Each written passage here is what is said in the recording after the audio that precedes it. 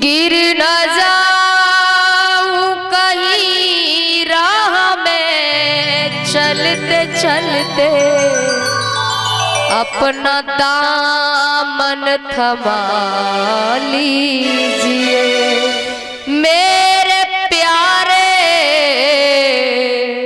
दर्द दिल की दवा दीजिए। सब रो रहे हैं। राधा रानी भी, भगवान रथ पर चढ़े हैं, गोपियां आगे लेट गई। आगे तुम जाना चाहते हो ना, चले जाओ, लेकिन गोपी एक बोली, कन्हैया मेरे ऊपर से रथ को निकाल लीजो और चले जाइयो, तुम्हारे बिना मैं कैसे रहूंगी, मन की व्यथा मैं किन से कहूंगी, मेरे दिल को धीर बंधाए जाइयो और चले जाइयो। भगवान ने रथ से उतरकर गोपियों को समझाया, मैं परसों आ जाऊंगा, तुम चिंता क्यों करती हो, मैं आ जाऊंगा लौट कर।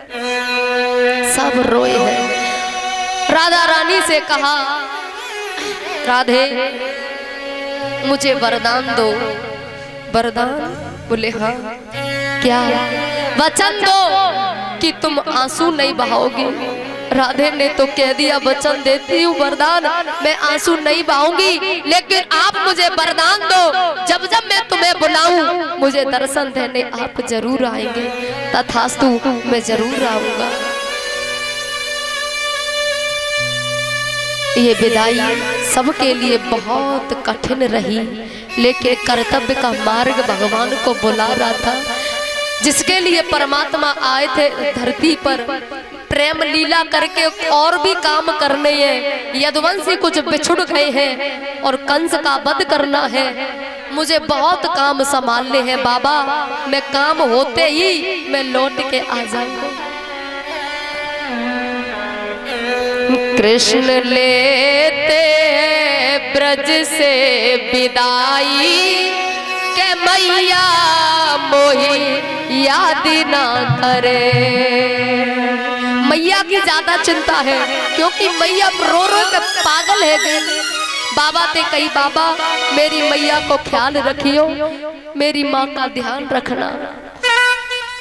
कृष्ण लेते ब्रज से विदाई के मैया मोही याद ना करे।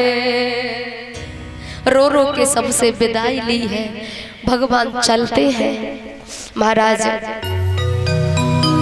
मैया तो मूर्छित होके गिर पड़ी।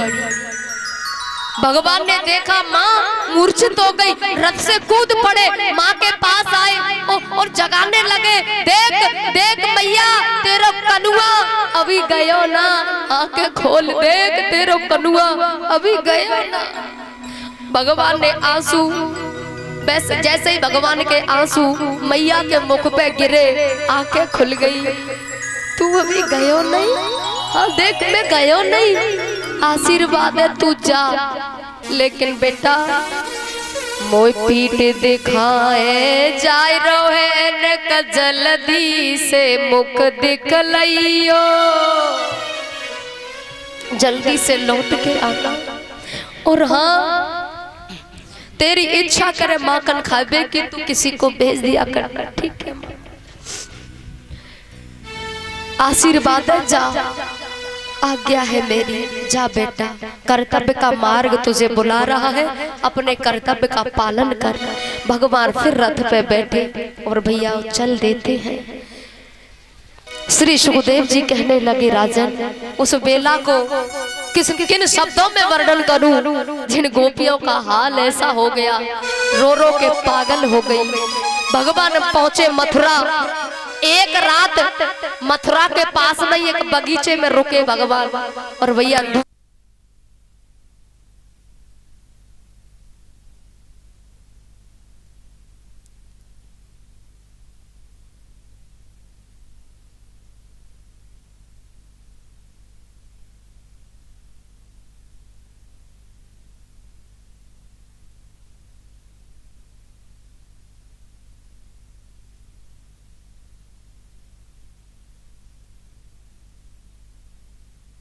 राधे बूढ़ी वृंदावन बिहारी लाल की।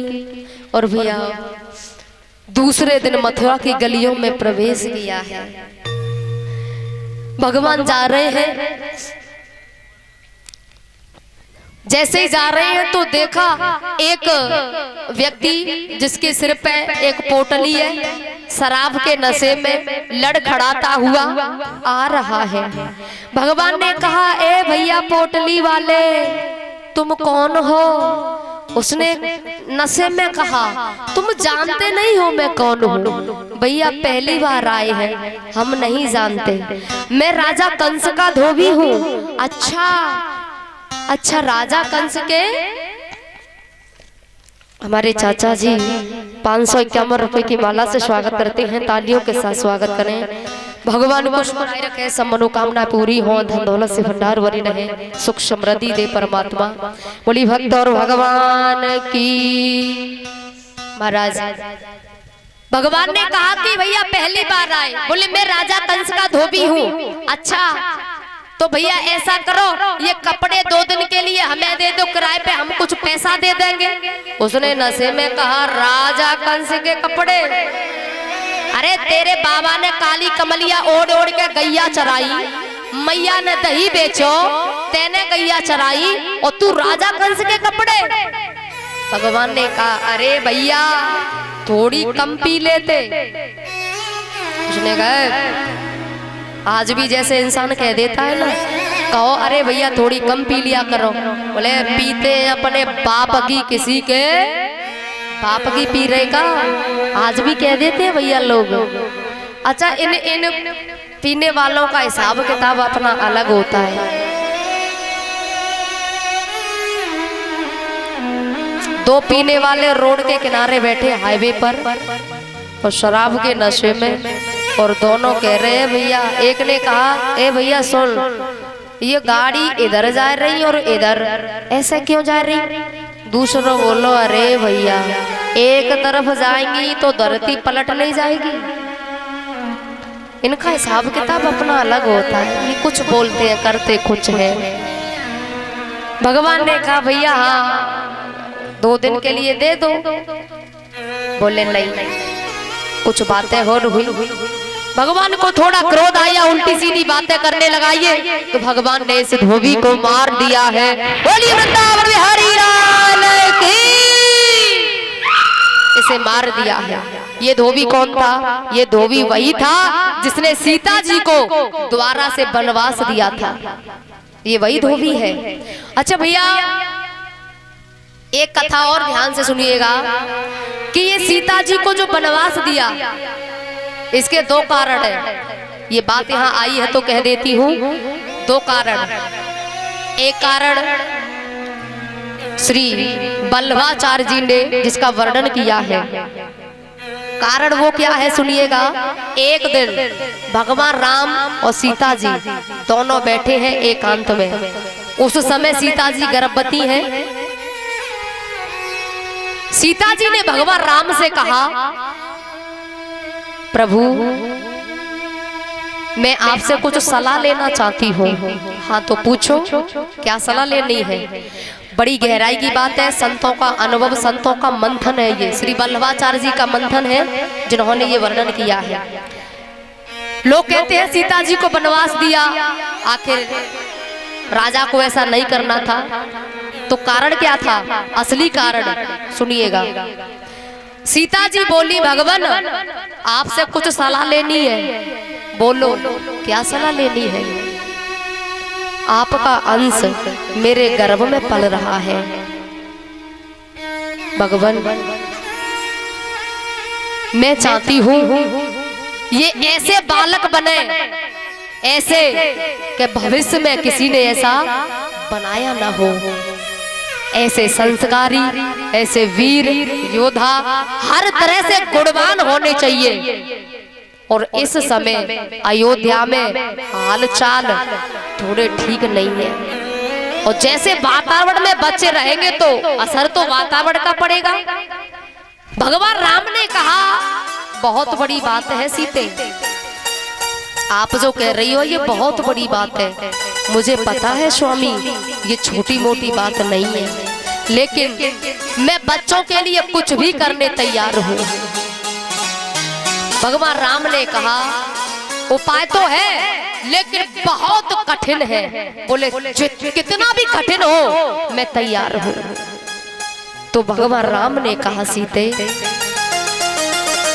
अयोध्या से दूर किसी संत के सानिध्य में, किसी संत के आश्रम में इन बच्चों का लालन पालन, इनको संस्कार दिए जाएं तो ये वैसे ही बन जाएंगे जैसा तुम चाहती हो।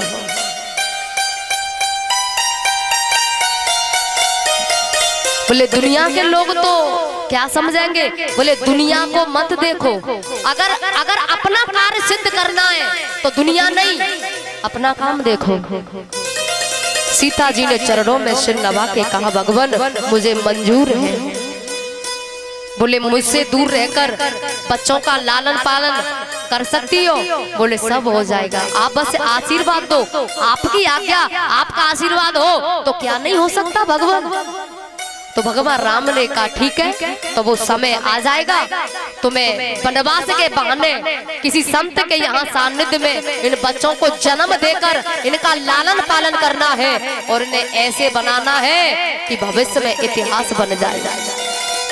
चिंता क्यों करते हो भगवान, बस आप आज्ञा आशीर्वाद दो, वही होगा जो मैं और आप दोनों चाहते हैं। एक कारण ये, दूसरा कारण ये धोबी पूर्व जन्म में एक तोता था और ये चेपक की कथा है। तोता और मैना पति पत्नी दोनों डाली पे बैठे हैं। सीता जी की उम्र लगभग 5 साल की होगी। सखियों के सहित सहेलियों के साथ में जंगल में गई। क्या देखा सीता ने? तोता मैना बैठे डाली पे। तोता मैना से कह रहा है हे प्राण प्रिय, जनकपुरी में जनक महाराज की बेटी होगी जिसका नाम सीता होगा। अयोध्या में दशरथ महाराज के पुत्र होंगे जिनका नाम राम होगा। दोनों का विवाह होगा, सुंदर जोड़ी होगी, देखने लायक जोड़ी होगी, देवता भी मोहित हो जाएंगे। ऐसी जोड़ी सुंदर दोनों की शादी विवाह होगा। सीता जी को बड़ा अच्छा लगा और अपने बारे में कोई भविष्य बताए। तुम अपने ऊपर कल्पना करो, अपने बारे में कोई भविष्य बताए तो तुम्हें कैसा लगेगा? तुम चाहोगे कि द्वारा ते और पूछे, इनके पास जाए और फिर पूछे वो कहो ना, वो बताओ तुम मेरे बारे में जो बता रहे थे। तो सीता जी ने क्या किया, उन दोनों को पकड़वाना चाहा, लेकिन तोता पकड़ नहीं आया। मैना को पकड़ के पिंजरे में बंद करके अपने महल लेके आई और रोजाना कहती है अरे मैना वो सुनाओ ना जो तुम जंगल में सुना रही थी, वो शादी सीताराम वो सुनाओ ना। मैना उस समय गर्भवती थी। तोता ने कहा कि मेरी पत्नी को छोड़ दो, लेकिन नहीं छोड़ा। इसका वर्णन विनय पत्रिका में भी है। छोड़ दो मेरी पत्नी को, सीता ने नहीं छोड़ा। तो मैना ने पिंजरे में ही गर्भवती अवस्था में प्राणों को त्याग दिया। तब तोता ने श्राप दिया। तोता ने श्राप दिया मेरी पत्नी गर्भवती, तुमने मुझसे दूर रखा और वो मर गई। मैं श्राप देता हूँ इस अवस्था में तुम्हें भी पति से दूर रहना पड़ेगा, तब तुम्हें पता चलेगा गर्भवती अवस्था में पति से दूर रह के कैसा लगता है। मैं श्राप देता हूँ और वो काम कोई और नहीं मैं करूंगा। वही तोता धोबी बना और महाराज जिसने सीता जी को जो श्राप दिया था वो इसने पूरा किया। और वही धोबी यहाँ द्वापर में आके भगवान ने इसको मार दिया है। बोली वृंदावन बिहारी लाल की। तो हर कथा का, हर चीज का कोई न कोई महत्व, कोई न कोई कारण जरूर होता है। कोई कारण होगा, अरे कोई कारण होगा, हर चीज का कारण होता है। श्री सुखदेव जी कहने लगे राजन, धोबी तो मारा गया, अब जो कपड़े थे उल्टे सीधे भगवान पहनने लगे, उल्टे सीधे पहन रहे हैं। एक दर्जी आया, फिटिंग की, भगवान ने आशीर्वाद दिया, जाओ धन दौलत से फरो फूलो। भगवान आगे चले हैं, आगे गए हैं तो क्या देखा, एक युवती 3 जगह से टेढ़ी, एक हाथ में चंदन का कटोरा, एक हाथ में सोटा। नाम क्या है? सब जानते, क्या नाम है? कुबिजा। क्या नाम है? कुबिजा। भगवान ने कहा, अच्छा भगवान के साथ मनसुखा और आया था, हाँ मनसुखा को साथ लाए भगवान। भगवान ने कहा, हे सुंदरी, हे मृगनैनी, हे पिकदैनी, हे सुखदैनी, कौन हो तुम, करती क्या हो? मनसुखा ने कहा, लाला तू आदो पागल है। पागल कैसे? बेचारी 3 जगह से टेढ़ी, कुबड़ी तो वैसे ही है, और तू का कह रहा सुंदरी मृगनैनी। लाला तू कबू कबू तो बिल्कुल बात ऐसी करे समझ नहीं आवे, लेकिन भगवान भैया कबू कबू इस शरीर को नहीं देखते, भगवान तो